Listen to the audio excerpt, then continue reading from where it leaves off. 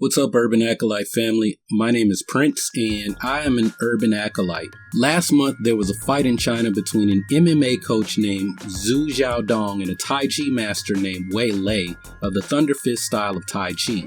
And as you just saw, the MMA coach, who I'll call Coach Xu, defeated Wei Lei in about 10 seconds with very little resistance on the part of the Tai Chi player, Wei Lei. That fight in April was captured from several different angles and broadcast online. Within a day or two, the video went viral, and there's even a story about it appearing in the New York Times. Now, I've had a few people reach out to me and ask that I share my thoughts on this because, well, I'm a Tai Chi player. And before I give my personal thoughts on the fight, I want to give you all the actual background on this fight. Okay, so what I'm about to say could get me in a lot of trouble in the Kung Fu community. But what led up to this fight was actually a demonstration by Qin Family Tai Chi Grandmaster Qin Xiaodong. Grandmaster Qin Xiaodong gave a demonstration on a Chinese television show where he performed two feats. One of them showed 20 people trying to push him over with no success.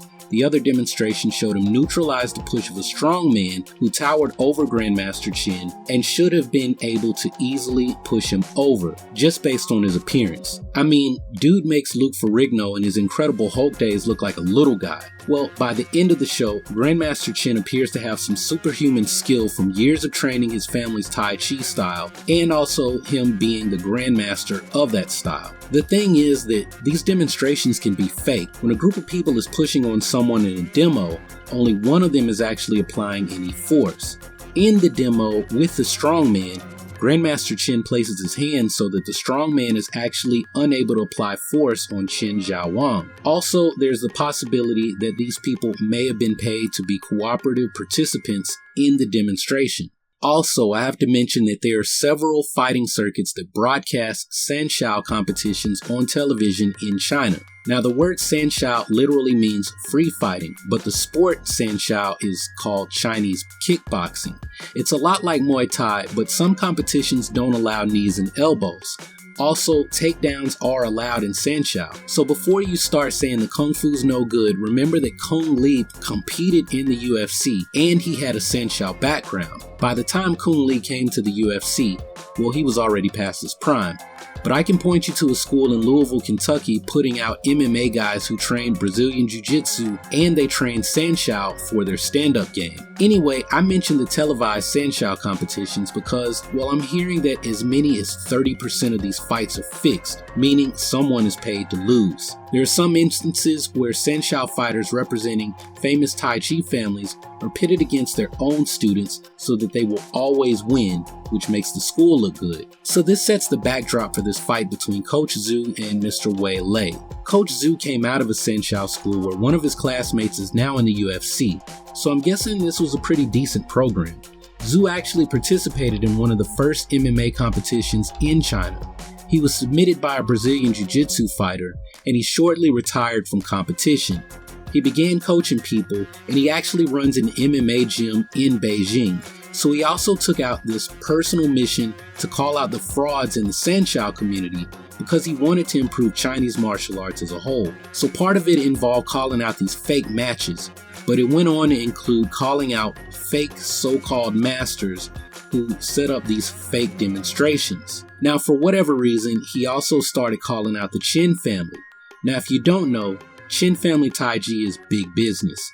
The Qin family village called Xinjiago brings in a lot of money from people traveling all over the world who are coming to train with the Qin family in the village where their Tai Chi system originates. In addition, there are the Qin family masters traveling all over the world teaching seminars, selling DVDs, training material, Kung Fu uniforms, and well, I hope you get where I'm going. I mean, this is a big business, and the Chinese Wushu Association and the Chinese government are not going to want to see anything happen to the cash cow that they have bringing in all this money year in and year out like clockwork. So hold on to that thought about how this MMA coach is doing something that could cause the Qin family to lose face, because if it don't make dollars, it don't make sense.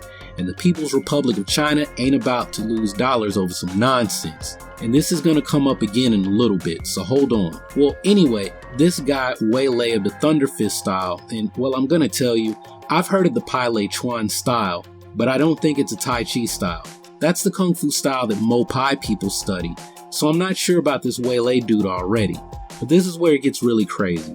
Wei Lei has been featured on this show called Extraordinary Kung Fu, where he was named one of the top 10 Tai Chi masters in all of China. Wei Lei slapped a watermelon, and when it was cut open, the insides were turned to mush without doing any damage to the outside of the watermelon. Now this is supposed to demonstrate that he had this Fa Jin ability that could turn your guts into liquid without leaving a bruise on your skin. He also demonstrated Grasp the Sparrow's Tail, a move in many Tai Chi forms where he held a bird in the palm of his hand.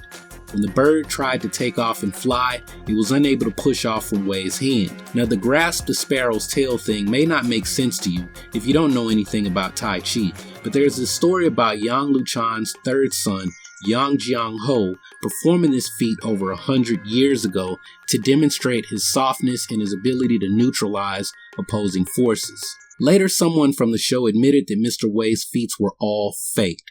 The watermelon was rotten, so everything was already liquefied before Wei hit it. And as for the bird in the palm, well, there was a string tied to the bird's leg. Someone off camera was pulling the string, keeping the bird from flying away. This didn't stop Wei from running his mouth though. He actually contacted Coach Xu through his social media, claiming that he had a technique to break a rear naked chokehold using only one hand. Coach Xu contacted him about a friendly demonstration, but he had to cancel their meeting because another Tai Chi teacher who was about to travel abroad asked to train with him at his MMA gym around that same date. Xu canceled the meeting with Wei Lei, and this prompted Wei to post all of the details about their canceled meeting online, along with Xu's phone number and other personal contact information. So let me ask all of you, what do you do when some guy trash talks about you, posts your information all over the internet, and then finally agrees to meet up with you in basically a street fight with no rules other than the agreement not to kill each other? Well, it sounds to me that Wei wrote himself a check that his ass couldn't cash. And that's exactly what happened. He got pounded by the MMA coach. And the bad thing is, well, he brought shame to all Tai Chi players around the world. Not because he lost, but because of what happened after the fight. Think back to all the stuff I led in with about the Qin family. So shortly after the fight, well, the press is going wild all over China. They're calling Xu a madman and playing the whole Chinese saving face game. Qin Zhaowang and Qin Bing make separate public statements that Qin family Tai Chi isn't really for self-defense or for martial purposes anymore. The focus is more on the health benefits. Now, okay, so all of that might be true, but the problem is all these media outlets are now reporting that Tai Chi isn't a martial art used for self-defense. It's more for health, well-being, and a spiritual practice. So people in general, people are generally sheep. This is what the media is saying, and that's what people are going to think when it comes to Tai Chi. It's not a martial art, it's for health. Now, I'm saying this, and I don't even need to read the New York Times, because if I post a video of me practicing a Tai Chi form, I'll see it in the comments on my own videos. Oh, I see you're not into the martial side. You're focused on the health side. Excuse me, homeboy, but unless you're actually training with me, you have no way of knowing what my emphasis is. All you see is me practicing a form. So here's the thing. Tai Chi really is a legit martial art. And before you ask, well, how come I don't see it in the octagon? You need to remember that MMA is a sport. Stepping into a ring, a mat, those are all sports that require a specific kind of training. If you're the best person in your church baseball league and someone calls you to guard LeBron James in the NBA playoffs next week, well, you're probably not going to do so well because you don't have the proper training for that activity. This guy Wei Lei doesn't appear to have the necessary skill to fight someone who almost became a pro athlete and may be coaching pro athletes in his gym every day.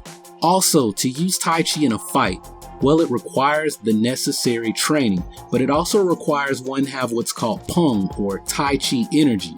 If you don't have this, you're just waving your arms around and doing a dance.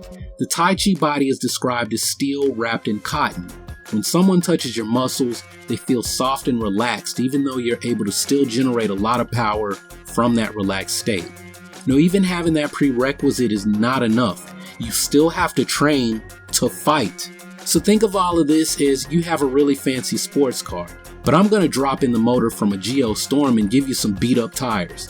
You got a nice Ferrari or a Lamborghini that can't go anywhere because it's lacking the necessary components to really make it go. Or say you get the right kind of motor, the right kind of tires. Now you have to actually learn how to drive that monster the right way. This is the same way it is with Tai Chi or any other traditional martial art. You have to develop certain prerequisite skills and then learn how to pull them all together. Some arts have a steeper learning curve than others. And how this all ties back to the statement about Tai Chi being a health practice? Well, if you're not training Tai Chi to develop Tai Chi energy, you don't understand the proper way to align your body for self-defense applications, you're not training to develop that steel body wrapped in cotton, well then you actually aren't getting the full health benefits, and you'd actually be better off not risking blowing out a knee or hurting something else from doing really bad Tai Chi.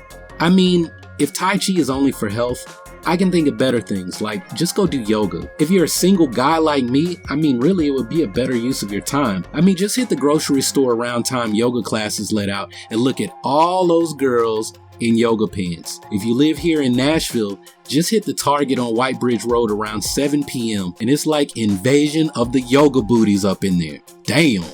But hey, that's all I got on this one. Seriously though, I want to hear from all of you. What do you think about this meetup between Coach Xu and Wei Lei?